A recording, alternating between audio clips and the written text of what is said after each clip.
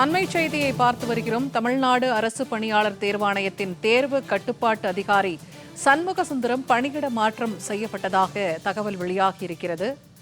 தமிழ்நாடு அரசு பணியாளர் தேர்வாணையத்தின் தேர்வு கட்டுப்பாட்டு அதிகாரி மாற்றப்பட்டிருக்கிறார். தமிழகம் முழுவதும் இன்று நடைபெறவிருந்த குரூப் 2A தேர்வு ரத்து செய்யப்பட்ட நிலையில் தேர்வு கட்டுப்பாட்டு அதிகாரி மாற்றம் செய்யப்பட்டதாக அண்மை தகவல் வெளியாகியிருக்கிறது. கூடுதல் தகவல்களை தருகிறார் செய்தியாளர் லாவண்யா. லாவண்யா, இப்ப தேர்வு கட்டுப்பாட்டு அதிகாரி மாற்றம் செய்யப்பட்டிருக்கிறார் டிஎன்பிஎஸ்சியில். இது தொடர்பான கூடுதல் விவரங்கள் என்ன?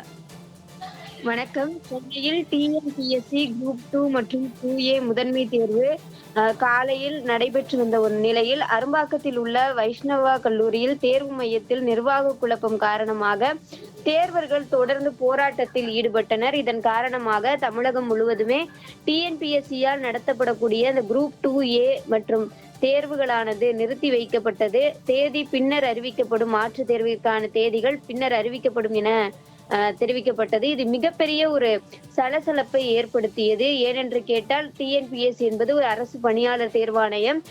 இதன் மூலமாக நடத்தப்படக்கூடிய ஒரு தேர்வு என்பது மிகவும் ஒரு கட்டுக்கோப்பாக அதனுடைய ஆயத்த பணிகள் சரிவர நடைபெற்றிருக்க வேண்டும். ஆனால் இதிலே மிகப்பெரிய ஒரு குளறுபடிகள் நிகழ்ந்திருக்கிறது என்று பல்வேறு தரப்பிலிருந்து எதிர்ப்புகளும் வந்திருக்கக்கூடிய ஒரு சூழலில் தற்பொழுது ஒரு கிடைத்திருக்கக்கூடிய தகவல் அடிப்படையில் தமிழ்நாடு அரசு பணியாளர் தேர்வாணையத்தினுடைய தேர்வு கட்டுப்பாட்டு அதிகாரி பணியிட மாற்றம் செய்யப்பட்டிருக்கிறார் என்ற ஒரு தகவலானது கிடைத்திருக்கிறது. இன்று நடைபெற இருந்த குரூப் 2A மற்றும் குரூப் 2 ஒத்திவைக்கப்பட்ட நிலையில் தேர்வு கட்டுப்பாட்டு அதிகாரி சண்முக சுந்தரம் IAS பணியிட மாற்றம் செய்யப்பட்டுள்ளதாக உள்துறை அதிகாரிகள் மூலமாக தகவல் கிடைத்திருக்கிறது. அவருக்கு பதிலாக வெங்கடப்பிரியா IAS நியமனம் செய்யப்பட உள்ளார் எனவும் தகவல் கிடைத்திருக்கிறது.